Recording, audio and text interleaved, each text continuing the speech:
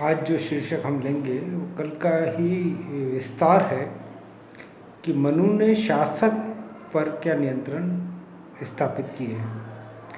हम पिछले व्याख्यान में हम ये पढ़ चुके थे कि मनु ने राजा की निरंकुशता का समर्थन नहीं किया है। यद्यपि राज्य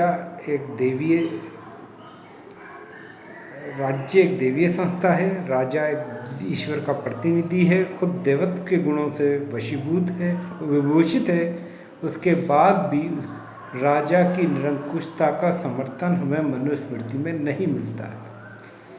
मनुस्मृति में राजा पर दो प्रकार के प्रतिबंध लगाए गए हैं, जिसमें एक प्रकार के प्रतिबंधों की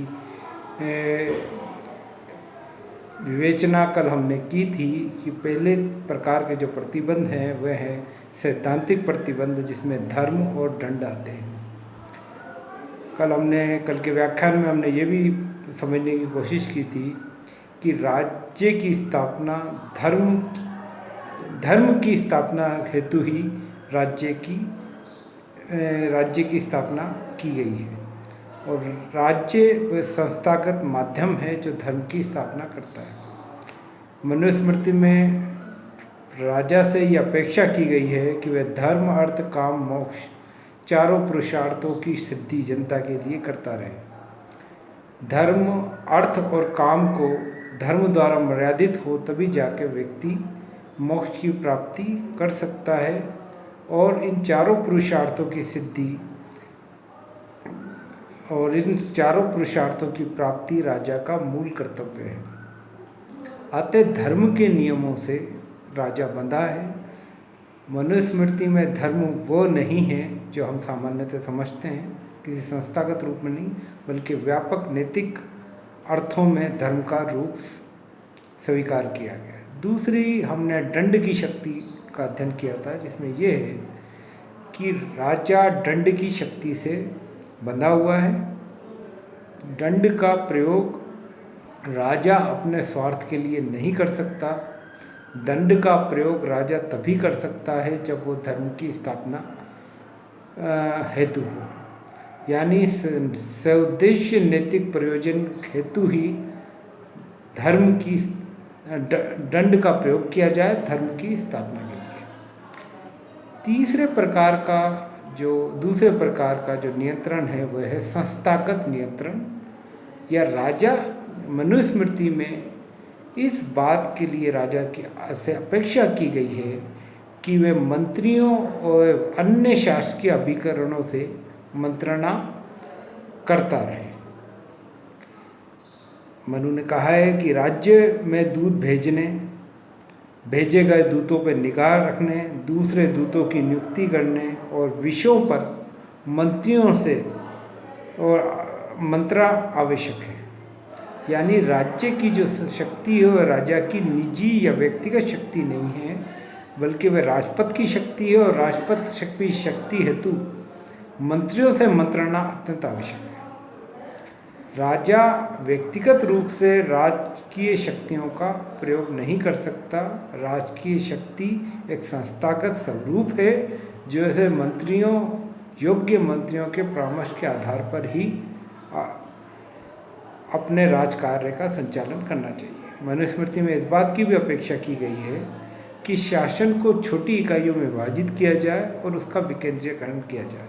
हम जानते हैं कि निरंकुशता को रोकने के लिए विकेंद्रीकरण और छोटी इकाइयों का में विभाजन एक बहुत प्रभावी उपाय है, जिसके माध्यम से हम शासक की शक्तियों का दुरुपयोग या शासन की शक्तियों का केंद्रीकरण रोक सकते हैं।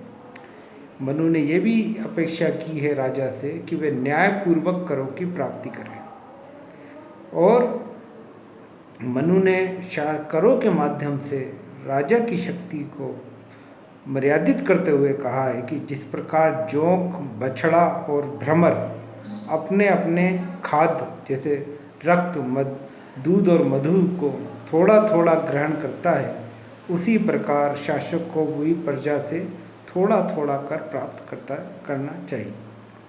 अतः कर संचयन की जो नीति है राजा को विवेक संगत ढंग से लागू करनी चाहिए और अन्यायपूर्ण ढंग से करों का संचय नहीं करना चाहिए। मनुस्मृति में इसी हेतु राज्य की जो शासक पर जो संस्थागत नियंत्रण लगाया गया है वे निरंतर मंत्रियों से परामर्श का है, जिसके माध्यम से और मंत्रियों से भी ये अपेक्षा की गई है कि वो समय समय पर शासक को विवेकपूर्ण परामर्श दें।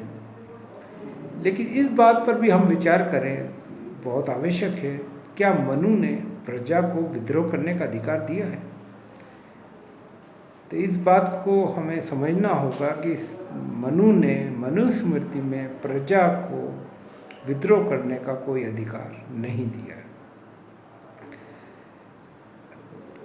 और यदि कोई राजा धर्म के अनुसार कार्य नहीं करता, धर्म या नीति के अनुसार भी कार्य नहीं करता, तब भी कोई उदाहरण ऐसा नहीं है मनु ने जिसमें प्रजा को ये अधिकार मिल जाए कि वह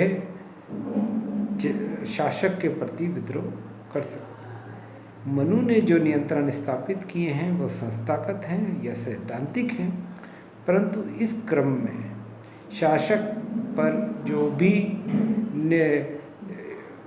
सीमाएं आरोपित की गई हैं वे प्रजा को एक अधिकार के रूप में प्राप्त नहीं हो सकती।